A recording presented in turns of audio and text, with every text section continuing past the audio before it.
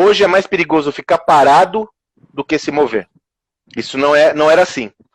Porque no passado, nós mensurávamos o risco de nos mover. Vou fazer uma coisa nova, será que vai dar certo, será que não vai dar certo? Hoje é mais perigoso não fazer nada.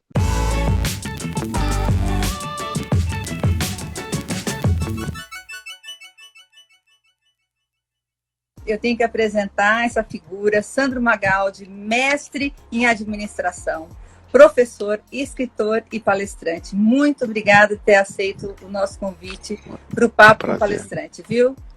É uma honra, Sandra. Sempre estar com você é muito importante. Você é uma das profissionais que eu mais respeito no mercado. Também sinto honrado de participar do seu espaço aqui. Obrigada mesmo. Olha, eu queria saber um pouquinho da sua infância. Como é que foi? Olha, Carla, assim, o que acontece na realidade, Sandra, eu gosto muito de contar a minha história, mais inclusive no âmbito profissional, porque é uma forma importante da gente compartilhar a nossa essência, né, Sandra? Eu venho de uma família de origem humilde, de classe média, né, média sofrida, e sempre tive uma...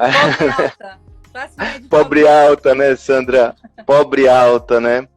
E tive sou de um bairro aqui da Zona Leste de São Paulo, a Moca. Eu me orgulho muito de ser da Moca, um bairro delicioso, né? Porque é um bairro muito família, até hoje temos amigos da Moca. E também eu sempre tive uma relação muito forte com os Santos, porque a minha família por parte de mãe é toda de Santos, e sempre eu fui para Santos. Eu passei toda a minha infância em Santos, na realidade. Eu continuo indo, minha mãe mora lá hoje, inclusive. Então eu sempre tive muito essa relação com bairro, cidade, né? Sempre gostei muito de esporte, de futebol. E desde cedo, né, eu não era o cara mais estudioso, assim, chamado CDF, né, Sandra? Mas eu sempre gostei de ler, cara. Eu não era o CDF, mas eu sempre gostei de ler gibi, né? Então eu sempre tive aí por isso que quando eu tive a oportunidade, Sandra, de estar com o Maurício de Souza, que você conhece bem, eu me emocionei demais, porque como eu gostava muito de ler gibi, caramba, o Maurício de Souza esteve presente em toda a minha vida, né?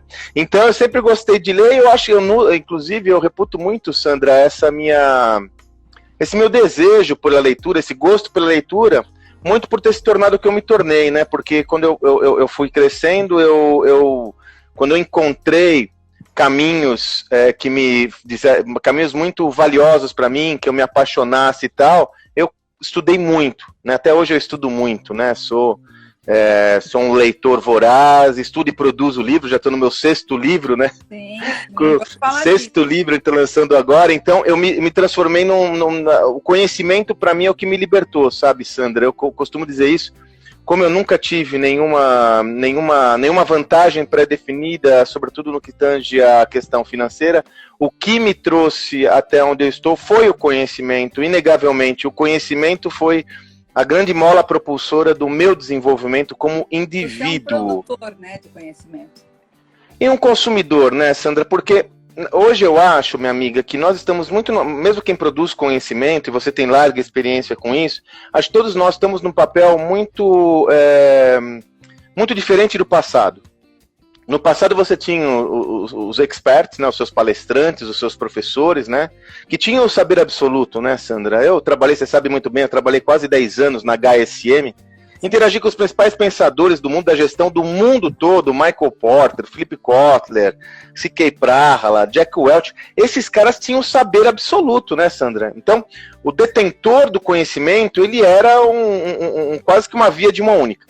O que eu tenho uma convicção para mim hoje, minha cara, é que num contexto como o atual, onde as coisas estão todas embaralhadas e o mundo assume uma velocidade exponencial, o conhecimento ele é muito líquido, ele é muito volátil, né? Dessa forma, quem quer produzir conhecimento não pode deixar de consumir conhecimento.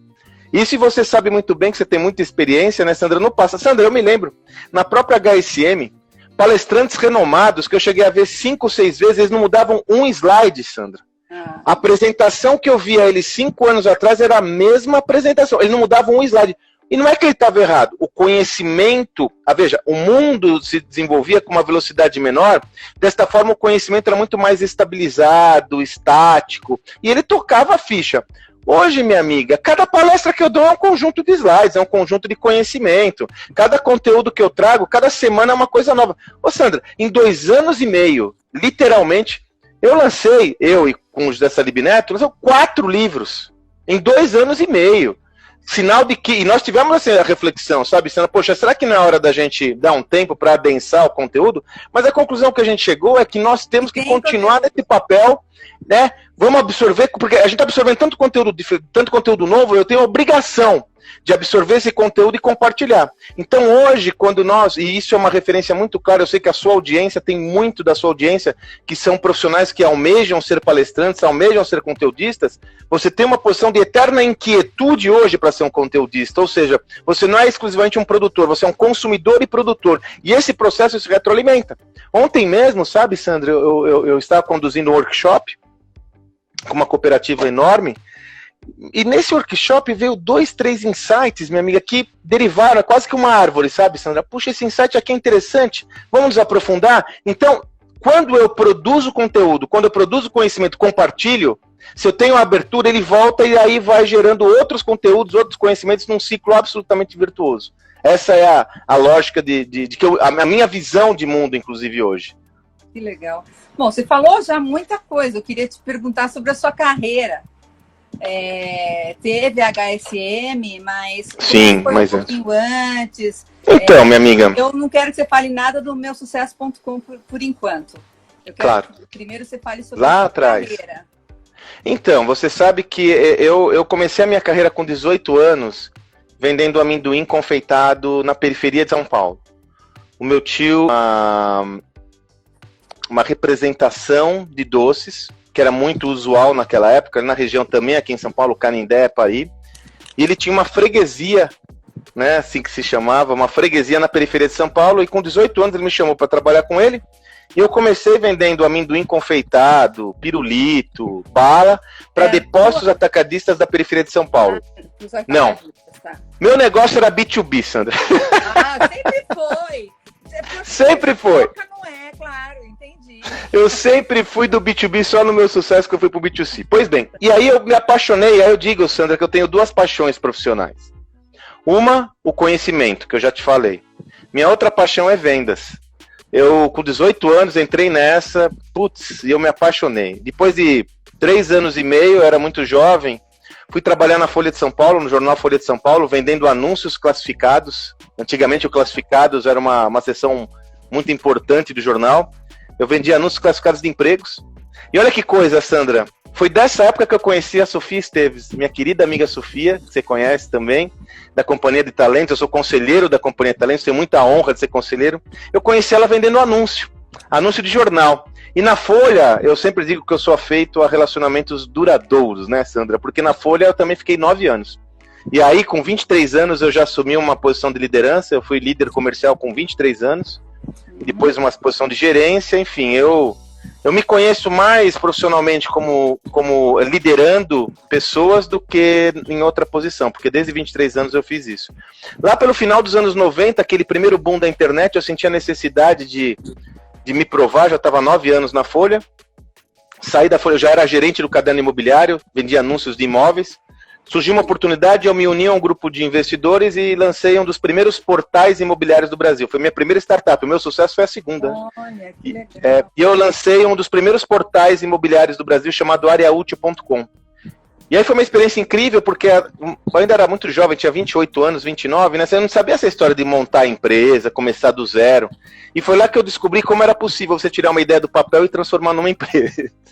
E foi muito boa essa experiência, foi muito intensa, né, Sandra? Porque nós, na mesma forma que nós evoluímos com o projeto, estourou a bolha da internet, então nós vendemos a empresa para uma empresa dos Estados Unidos que quebrou, aí nós pegamos de volta, então foi um aprendizado incrível, e daí, ao findar essa experiência, foi que eu entrei na HSM, com 30 e poucos anos, assumindo a posição de diretor comercial, e lá eu consegui, né, Sandra, aliar minhas 2 paixões, vendas e conhecimento, porque lá eu assumi a posição de diretor comercial numa empresa notável, né? HSM, foi aí que eu conheço o meu grande amigo, parceiro, José Salib Neto, Salib, que é o S da HSM, e nós iniciamos não só uma parceria de negócios, uma parceria como conteudistas, mas uma grande, uma relação que transcende tudo isso, né? Nós costumamos dizer que nós somos o exemplo cabal, Sandra, de que quando há cumplicidade, 1 mais 1 não é 2. é 20, é 40, então nós temos a real dimensão que quando estamos juntos somos mais fortes.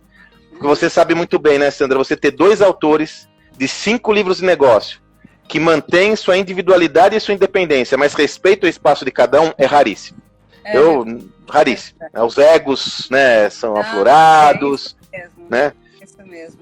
E aí, minha amiga da HSM, eu ainda saí na HSM, depois também trabalhei quase 10 anos na HSM, tive uma passagem muito rica numa agência de comunicação, a TV1, com meu amigo Sérgio Motamelo, como vice-presidente de negócio, e foi aí que lá por janeiro de 2013 que o Flávio Augusto, né, fundador da WhatsApp, me procurou para a gente começar um negócio novo. Então você veja que toda a minha trajetória, amiga, sempre esteve relacionada a vendas e serviços, vendas e conhecimento mais recentemente, né? E vendas eu não abandono, sabe, Sandra? Eu até... Hoje, toda a minha obra está muito relacionada à transformação organizacional. Então todas as minhas demandas, quase todas as minhas demandas são sobre inovação, transformação. Mas eu faço ações pro bono, faço ações, tenho uma consultoria minha de vendas, porque eu não quero perder essa perspectiva. Eu vejo que vendas é a competência essencial para a prosperidade de qualquer empreendedor. Então, eu sempre digo, todo empreendedor é um vendedor. Se ele não dominar essa atividade, ele nunca vai ser um empreendedor completo, porque ele vai depender de outras pessoas que façam o que ele deveria dominar. Pode nem fazer, mas dominar a atividade. Então, fazendo uma história longa, curta, minha amiga, é essa. Quer dizer, são poucas experiências, mas muito largas, muito intensas e de intenso aprendizado, né? De muito aprendizado. Você sabe que você falou muito dos seus livros e realmente você tem 5 livros, assim, acho que todos são best-seller, não são? Olha, sobretudo aqui os últimos, né? O Gestão do Amanhã é o que mais vendeu, né? Porque o Gestão do Amanhã está na 10ª edição, né? Tá. 65 mil exemplares estão batendo. Bacana, o novo Código da Cultura está batendo 10 mil, né? Então também vai ser um best-seller. Então o próprio o que as escolas de negócio não ensinam está batendo um 7. Então são livros bem sucedidos, sabe, minha amiga? Esse daqui. Dia 15, inclusive, a gente lança oficialmente. Não, dia 15 de outubro a gente lança. Tem um evento de lançamento, 15 de outubro, vocês são convidados. Adaptativa, que interessante. Qual que é a lógica? É uma tríade, viu, Sandra? Esses 3 aqui, acho que a gente começou a falar desse mundo em transformação, aqui a gente fala de cultura e aqui de estratégia. Esses 3 livros, que são em parceria com meu parceirão Zé Salib Neto, fazem parte de uma tríade da gestão exponencial. Né? Quer dizer, é uma leitura de como nós nos posicionamos como profissionais e empresas nesse mundo novo. Então os 3 são independentes, se lê um independente do outro, mas eles fazem parte de um eixo de conhecimento que é esse da transformação organizacional nesse mundo de velozes mudanças. Sim. E como é que foi isso, assim? Os livros que levaram você a ser boa pergunta. Palestra ou a palestra veio... Excelente sua pergunta. HSM, tudo HSM, Sandra, porque o que aconteceu na HSM? Eu sempre tive o desejo de dar aula. Tá. E aí, para dar aula, eu sou apaixonado, né? E eu tenho eu tenho pós-graduação em marketing pela SPM, mas eu não sou formado pela SPM. Eu sempre fui apaixonado pela SPM, né? Fiz a pós-graduação, mas fiquei com aquele negócio na cabeça, eu não tinha condições financeiras de fazer a graduação. E nem tampouco, não tinha nem preparo, porque eu fui formado em escolas muito simples, então não tinha condições de passar no vestibular desse porte, né? E eu sempre tive vontade de ensinar. Com 28 anos, eu falei, eu tenho que ensinar, o que eu faço? Aí eu fui pesquisar. A porta de entrada você tem que ter um mestrado. Pra você ser um professor na escola que você quer, você tem que ter um mestrado, e eu fui fazer um mestrado. E aí eu estava na HSM, foi meu primeiro ou segundo ano da HSM, fiz mestrado, eu sou mestre acadêmico pela PUC de São Paulo, né? Minha tese é sobre gestão do conhecimento e vendas. Lá eu conheci a Flávia, uma querida amiga lá da SPM, e aí eu comecei a dar aula na SPM, aula de marketing de serviços. Quase 20 anos eu dei aula no MBA da SPM, Sandra, 18 anos dando aula no MBA da SPM. Aí eu estava na HSM e tive a sorte, Sandra, de estar numa organização que valorizava o conhecimento. Então eu tive a liberdade na HSM de exercitar o meu papel de executivo, mas também um papel paralelo, combinado com os gestores da HSM, com os acionistas no caso. Eu tinha a liberdade de dar 1 ou 2 palestras. Então eu comecei a dar aula, você sabe que dar aula geram palestras, e aí começou. Aí o Salib, em um dado momento lá, Sandra, ele sempre me provocava, falava, Sandra, você tem que escrever um livro, cara, você tem que escrever um livro, tem que escrever um livro. Eu falei, pô, Salibão, Aí eu escrevi meu primeiro livro, sozinho, que é o Vendas 3.0. Já faz 15 anos que eu lancei esse livro, até mais, acho que é 18 anos que eu lancei esse livro. E aí com o livro, né, minha amiga, aí começou, aí você sabe que isso é um ciclo virtuoso, né? Quando você é reconhecido pelo que você faz, a parte mais procuras, as procuras aconteceram, e mesmo quando eu mudei toda essa minha trajetória, sabe, Sandra, eu sempre fiquei com o pezinho nas palestras. Mas, só agora, em janeiro de 2018, quer dizer, já faz 2 anos e meio que eu decidi me dedicar 100% a isso. Até então, era um part-time, né? Era uma atividade que eu não queria me desprender, mas eu fazia sem liberdade e independência total, como eu faço hoje. Então eu diria que a HSM foi essencial, e o Salib foi essencial. Você sabe que tem uma curiosidade que eu não falei para ninguém, Sandra, a primeira pessoa que eu tô falando, acho que nem minha esposa sabe. Opa, o que é? No Estratégia Adaptativa, acho que é o primeiro livro do mundo onde um dos autores oferece o livro para o outro. Eu dedico o livro ao Salib. Ai, que legal, que é amizade, né? Eu dedico porque ele realmente foi o cara, entendeu? Sim, sim. Bom, então, você já faz muito tempo que faz palestras. Hoje, qual é o tema que você vê que é o mais solicitado, assim, que as pessoas parecem que, pelo amor de Deus, tem que... Transformação organizacional, Sandra. E felizmente, né, Sandra, quando nós lançamos o Gestão do Amanhã, foi em janeiro de 2018, nós estávamos na hora certa, no momento certo, com conteúdo adequado. Porque foi o início desse processo de sensibilização quanto à mudança do mundo. Não foi o início da mudança, o mundo já estava mudando. Mas foi ali em 2018 que as pessoas começaram a se ligar que realmente havia alguma coisa acontecendo. E foi quando eu lancei o livro. Então eu tive a oportunidade de construir um conhecimento relevante para um tema muito em evidência, que é a transformação organizacional. E aí você tem derivações. Então a gente pode falar, Sandra, de inovação, cultura organizacional, estratégia, mudanças, mas toda sobre essa ótica da transformação das empresas. Eu acredito, Sandra, que não existe um tema mais quente na atualidade do que esse. Não existe um tema mais quente do que esse. E cabe a nós, Sandra, e você é uma das protagonistas, não de hoje, desse processo de compartilhamento de conhecimento, cabe a nós, conteudistas, tangibilizar essa transformação de uma forma clara e evidente a todos. O processo o mundo hoje passa por um processo de alta complexidade, com conceitos e perspectivas muito abstratas e complexas. Eu vejo que nós que estudamos, trabalhamos e temos o propósito de vida de compartilhar conhecimento e mudar o mundo por meio do nosso conhecimento, temos que ter cada vez mais a obrigação de tangibilizar esses conceitos abstratos em relações que sejam passíveis de entendimento. Chega de falar do abração da Lua, dos robôs, das sondas. Chega não, eu posso falar, exatamente, eu posso falar disso, desde que eu fale, ó, tá vendo aquilo ali, o Michael, ó, tá vendo aquele negócio? O Elon Musk indo para Tesla com a SpaceX, Elon Musk indo para Marte com a SpaceX, o que isso impacta o seu negócio? Olha, isso impacta porque ele também tem a SolarCity que faz bateria, essas baterias alimentam os carros da Tesla, ele está criando um novo modal, com isso ele é uma plataforma. Caraca, entendi. Então se você montar o seu negócio como plataforma, te dá a oportunidade de você ter um ecossistema que vai de A a Z. Então, eu e o Salib somos muito partidários de tangibilizar todos esses conceitos abstratos em razões, em conteúdos críveis, entendíveis, de fácil associação. Por isso que eu sou apaixonado por casos, né, Sandra? Eu vejo que hoje a gente aprende muito com casos. Entende? Ouve aquilo e fala, não, isso daí não é pra mim, isso não acontece na minha empresa. Exatamente. O que é um risco, né? O que é um risco, né, Sandra? Porque ao conceber que isso não acontece na sua empresa, você está concebendo que não é necessário se integrar a esse mundo. E hoje, o ciclo de obsolescência é muito curto. As empresas estão sucumbindo e quebrando cada vez mais rápido. Aquelas organizações que não fazem uma boa leitura do ambiente estão sucumbindo muito mais rapidamente do que no passado, porque a velocidade das coisas é avassaladora. Então, eu digo sempre, uso sempre essa figura de linguagem, né, Sandra? Hoje é mais perigoso ficar parado do que se mover. Isso não era assim. Porque no passado, nós mensurávamos o risco de nos mover. Vou fazer uma coisa nova, será que vai dar certo? Será que não vai dar certo? Hoje é mais perigoso não fazer nada. É verdade. Olha, e como é que foi você criar o Sucesso.com? Como foi essa ideia? Como foi isso?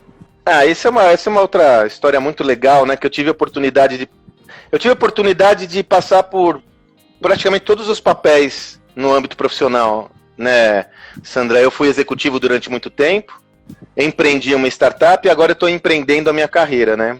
Meu sucesso foi a oportunidade que um empreendedor que eu admiro demais, um amigo, Flávio Augusto da Silva. Flávio é fundador da WhatsApp. Ele tinha um projeto social, ainda tem o Geração de Valor, era muito bem sucedido. E o Flávio foi um dos primeiros caras a falar sobre empreendedorismo nessa nova era, né? Tinha a Endeavor, o Sebrae, e o Flávio estava lá falando em empreendedorismo. Ele começou e ele chegou para mim e falou: Sandro, pô, eu tô percebendo que a minha fala, minha mensagem tem mobilizado muitas pessoas, e eu queria montar uma plataforma para ensinar empreendedorismo. E queria saber se você não entra nessa comigo. E eu topei na hora, sabe, Sandra? Claro que o pacote era muito atraente, né? O Flávio Augusto reconhece, ele tem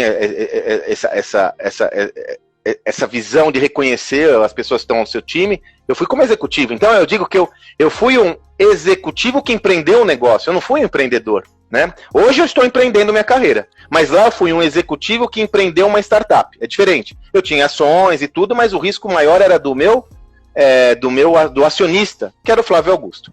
Pois bem, ele me convidou e aí, ó quem está participando inclusive aqui, Sandro, querido amigo Rossandro, um beijo, viu, Rossandro? Com saudades. Saudades.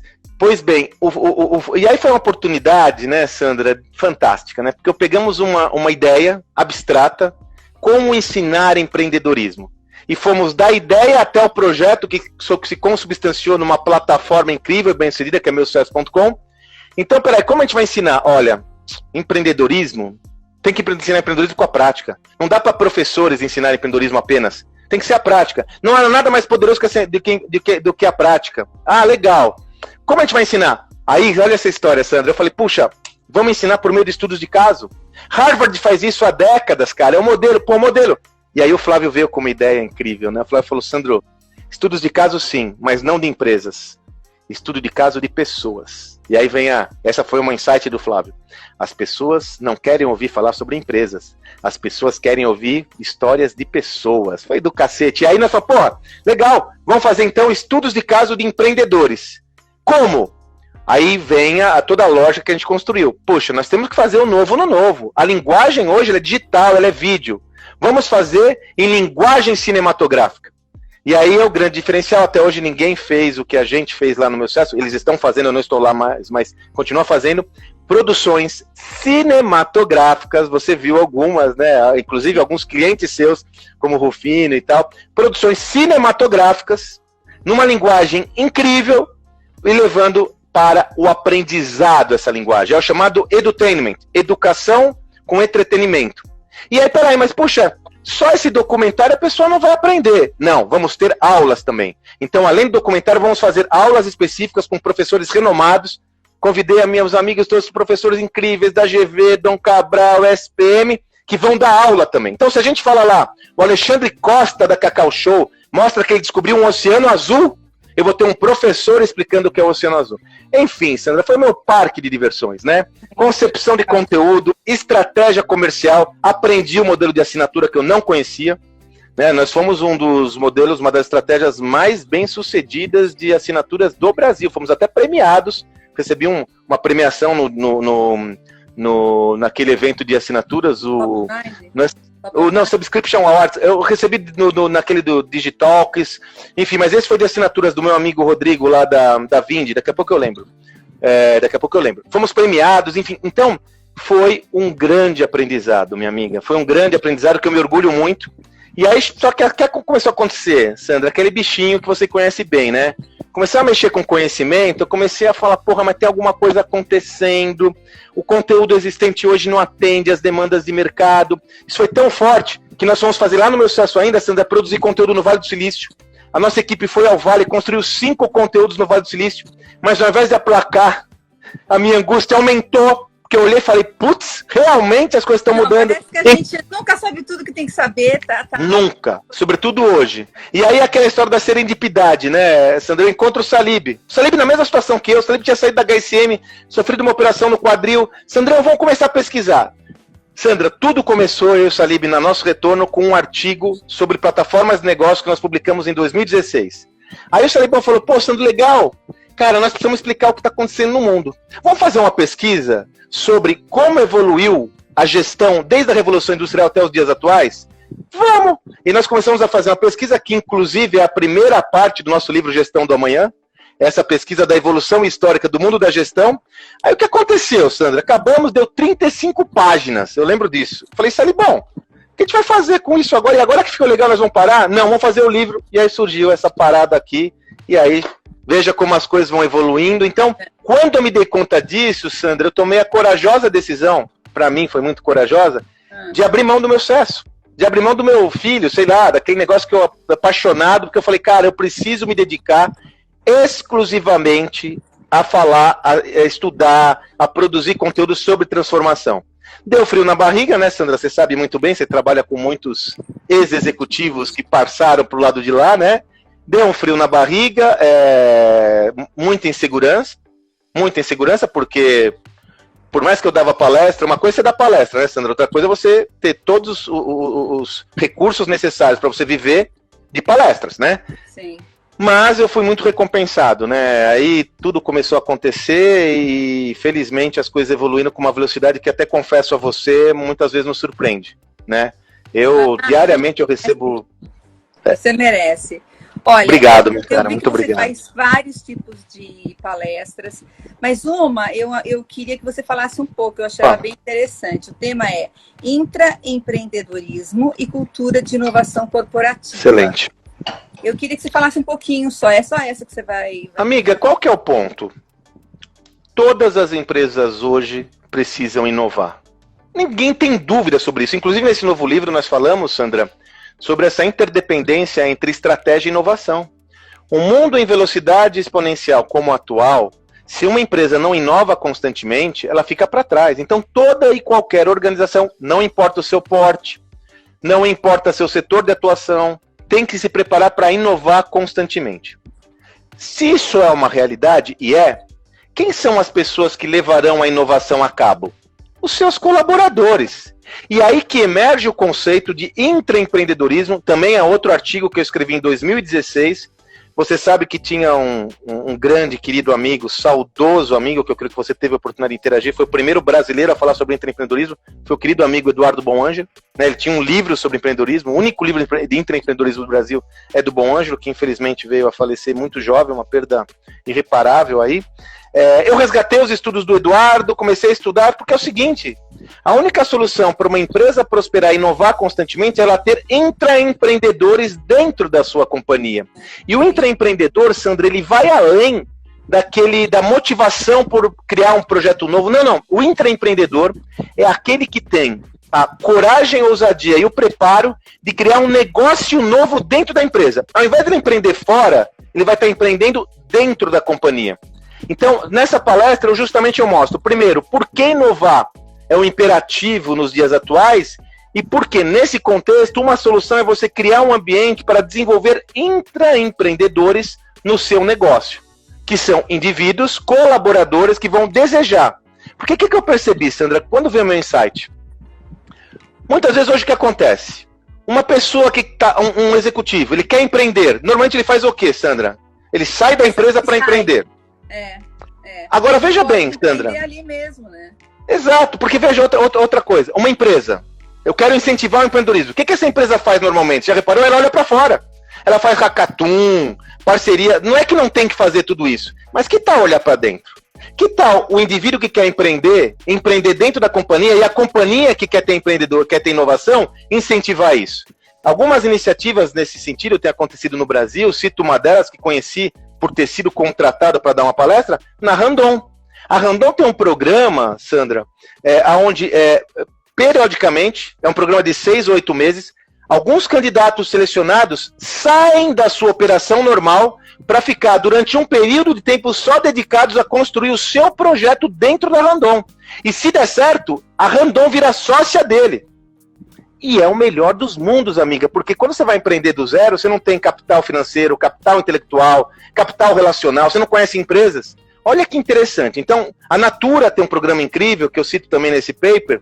A Natura, a questão de 4 anos atrás, me desculpe que eu esqueci o nome do programa, perdão, ela desenvolveu um programa de trainees, onde ao invés de contratar trainees na estrutura convencional de jovens, ela fez um programa de trainees, um programa de contratação de trainees empreendedores, inclusive sem a limitação da faixa etária.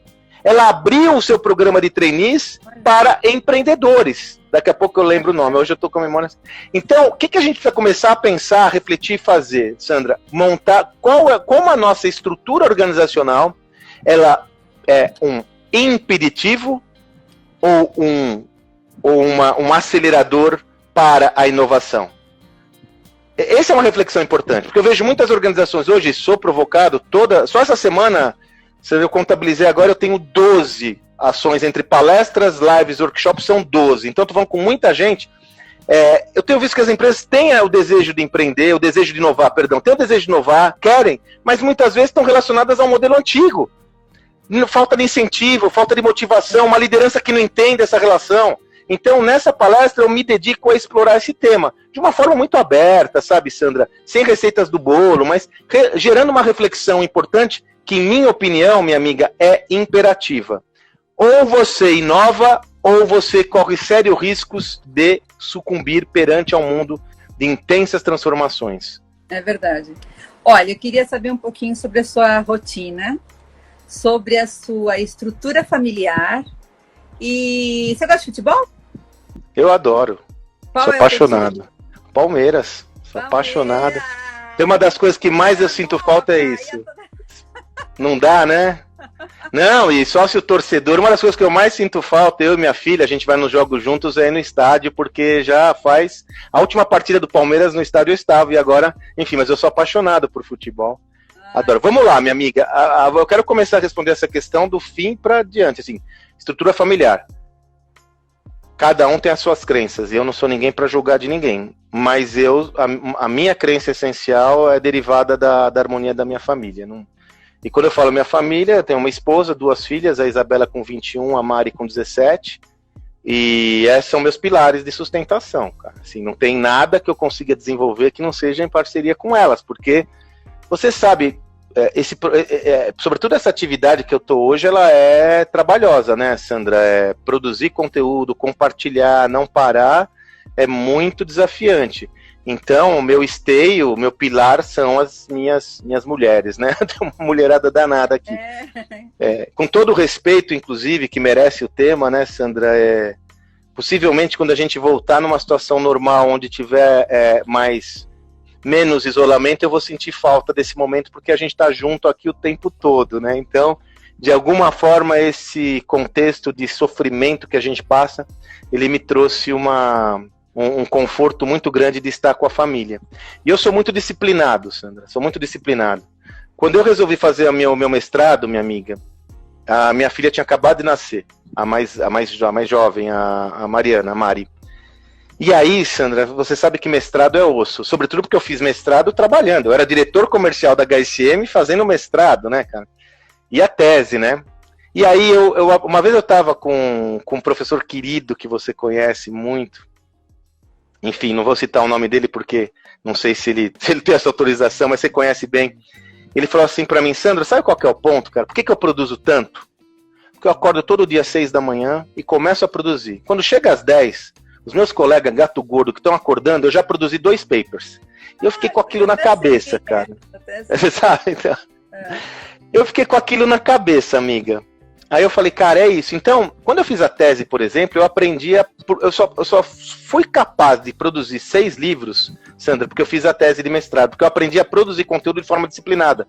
Então, como eu fazia? Eu acordava às 6 da manhã, das 6, aí começava a trabalhar às 6h30 por aí, e ia até 10h30, 11 horas. O que aconteceu? Quando a minha filha, que era bebê, e a minha mais jovem, a mais velha, a Isa, que tinha 4 anos, começavam a acordar, eu já tinha produzido o que eu tinha que produzir. E trabalhava todo sábado e domingo incansavelmente. Então eu trabalhava umas 8 horas por fim de semana só produzindo a tese e aproveitava, não perdi nada do desenvolvimento das minhas filhas, né? E aí essa disciplina eu trago até hoje. Então eu destino um tempo da minha agenda importante para aprender e para produzir. Eu produzo conteúdo todo dia, né? Eu tomei a decisão, inclusive nessa pandemia, eu tenho um canal no Telegram, que eu produzo um conteúdo todo dia sobre gestão, logo na primeira hora. Eu acordo, nem sei o que eu vou falar todo dia, Sandra, me vem a ideia, é um conteúdo sobre gestão todo dia. Insta, não tenho ghostwriter, não tenho nada, eu que escrevo. Meus livros, eu que escrevo. Então eu produzo conteúdo todo dia, então eu tenho que destinar um tempo todo dia para estudar, um tempo para produzir e um tempo para as atividades usuais, né? Sobretudo, como eu te falei, felizmente, né, a despeito de toda essa instabilidade, a minha agenda tem estado bastante atribulada nós lançamos uma imersão nossa, eu e o Salib, temos projetos em company, palestras, então, se não houver essa disciplina, Sandra, eu não consigo equilibrar todos os pratos e sobrar tempo para compartilhar minha vida com a minha família, que isso eu não abro mão, né? Então, é dessa forma. Eu sou muito defensor da ideia de gestão do tempo, sabe, minha cara, de gestão do tempo como um recurso para você ter a disciplina necessária para fazer tudo que você tem que fazer no seu dia a dia, não abrindo mão da sua qualidade de vida. E no meu caso, uma coisa que eu não abro mão é interagir com as minhas meninas, né? Então, isso não tá em jogo, sabe? Se eu tiver que tomar, já tem a resposta, né? Olha, o que te faz feliz? Veja, eu sou um cara feliz, sabe, Sandra? Porque eu tomei um caminho na minha vida de fazer uma coisa que é muito gratificante. E você sabe muito bem disso porque você vive esse meio. Eu não falo isso pra jogar confete em ninguém, não falo isso pra sair bem na foto, nem nada, mas é uma gratificação enorme você ter gente que te ouve, cara. Você ter gente que te manda mensagem. Eu recebo todo dia mensagem de gente agradecendo pela minha palavra, agradecendo pela minha... todo dia, 2, 3 mensagens espontâneas.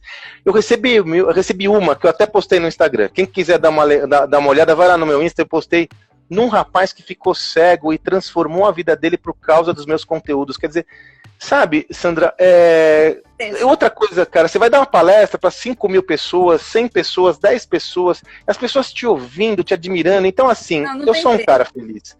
Isso me faz feliz, sabe? Ver que eu sou capaz de criar valor na vida das pessoas e gerar, veja, eu ajudo as pessoas e gero recursos para que eu possa viver com o conforto que eu desejo. É muito gratificante. Porém, eu entendo também que essa questão da felicidade, ela é um bichinho meio frágil, né, Sandra? Você sabe bem disso, né? Quer dizer, existem elementos que muitas vezes acontecem que não estão na nossa alçada que podem causar um efeito importante. Então, eu sempre sou muito zeloso em buscar cultivar a minha felicidade, sabendo que eu não acredito naquele estado de espírito permanente de felicidade. Eu acho que isso, inclusive, tampona a realidade. Aquela animação, né, aquela animação da Disney, dos sentimentos, qual que é o nome dela, que é incrível, que mostrava a tristeza, a felicidade. Sim. A tristeza tem que ter espaço na nossa vida, né? O sofrimento tem que ter espaço na nossa vida. Como aconteceu tudo isso da pandemia, né, Sandra? Não ser tocado por tudo isso, né? Eu lembro que eu conversei com um grande amigo, Facundo Guerra, um querido amigo, né? É um querido mesmo. Eu adoro o Facundo, eu sou apaixonado pelo Facundo. E eu falei, Facundo, eu tô aqui à sua disposição, porque deve o que você precisar. Também tô na mesma situação, mas conte comigo. Ele falou, Sandro, muito obrigado, mas tá na hora de eu lamber as feridas, né? E aquilo ficou pra mim, eu falei, e a gente tem que ter momentos pra gente lamber as feridas, né? Pra que a gente possa nos recolher a nossa tristeza, a nossa contrariedade, né? Pra que nós possamos nos fortalecer. Então eu acredito, como eu disse, você sempre pergunta, eu sou um cara feliz, mas sabendo que essa felicidade é uma florzinha muito, muito, muito delicada, que você tem que a todo momento cultivar e dar espaço para você mesmo, dar espaço para seu sofrimento, divertidamente, Celso, é isso aí, o nome da animação. Dá espaço para o seu sofrimento, dá espaço para a sua tristeza, porque é disso que você se fortalece, né? E você sabe, né, Sandra, como muitos de vocês estão nos assistindo, no nosso negócio não tem comigo ninguém pode, né? Pô, se eu tô triste aqui, eu tenho agora mesmo, 8 horas, eu tenho um workshop que eu não posso estar triste, cara. Amanhã, sexta-feira, eu tenho 2 palestras que eu não posso estar macambúzio, não, porque eu vou influenciar as outras pessoas. Como eu vou poder influenciar as outras pessoas? Sim. Então, é um exercício diário. Por isso, Sandra, que eu sou partidário, não só porque a minha esposa é psicóloga, mas eu sou partidário do autoconhecimento, do processo terapêutico. Eu só me completei quando eu me conheci melhor. Isso é recente, tá? Isso é um dado recente, de poucos anos. Quando eu acho que quando você vai fazer processo terapêutico, você tem que estar preparado a isso. E eu, no momento, eu falei, eu estou preparado, e tive a humildade e a coragem de me aventurar no incerto, né? Então, eu só acho que é possível lidar com todas essas complexidades que a gente lida hoje se autoconhecendo, né? E é paradoxal, né, Sandra? Eu falo tanto de tecnologia, eu falo tanto de transformação digital, eu falo tanto de transformação, mas eu tenho uma visão que para mim é assim, inegociável. Não é sobre a tecnologia, é sobre nós, é sobre o indivíduo. E quanto mais a sociedade deriva para a evolução tecnológica, mais a humanidade vai ser um atributo essencial de diferenciação. Com certeza. Não podemos esquecer disso, né? Na nossa humanidade. Com certeza. Olha, para terminar, eu queria que você desse uma dica, uma coisa que eu sempre peço para o palestrante. Essa dica pode ser o que você quiser, uma dica que você daria para uma filha, uma dica que você dá na sua palestra, uma dica para as pessoas que estão nos ouvindo e que vão ainda nos ouvir. Não tenho dúvida, Sandra, que hoje a principal competência que todo ser humano, todo indivíduo deve desenvolver é a sua capacidade de aprender, né? Então, aprender a aprender é a competência mais importante que qualquer um pode desenvolver, né? E aí, eu vi aqui que uma colega pediu uma frase, né? Eu gosto muito daquela do Alvin Toffler, né? O analfabeto do século XXI não é aquele que não sabe ler ou escrever, mas aquele que não sabe aprender a desaprender para aprender novamente. Então eu diria que nós temos de ter hoje humildade e coragem. Humildade para saber que nada sabemos de verdade, né? Humildade para saber que a Cíntia e a Maiara, Cíntia, valeu. Humildade para saber que nós temos muito a aprender. Como você disse, nós não sabemos nada. E coragem. Coragem para se desapegar de conteúdos, conhecimento, crenças que nos trouxeram até aqui, só que não nos levou ao futuro. Então eu tenho que ser capaz de aprender a desaprender. Alvin Toffler falou isso em 1997, mas talvez seja uma das frases mais contemporâneas que eu já ouvi, minha amiga. A capacidade, temos que ter a capacidade de se desapegar e aprender a desaprender para aprender novamente, continuamente. O aprendizado é o salvo-conduto de qualquer indivíduo. Isso mesmo, nos liberta, o conhecimento nos liberta. A chave da liberdade. Deixa eu te falar, pessoal, eu vou me despedir agora do Sandro e falando para vocês depois verem, né? Vai ter uma ediçãozinha, ver no nosso canal do YouTube, Sandra Pascoal Palestras, sempre que vocês quiserem. Esse papo com um palestrante maravilhoso, gostoso, que eu aprendi muita coisa. E foi um prazer, Sandro. Eu te agradeço muito, viu?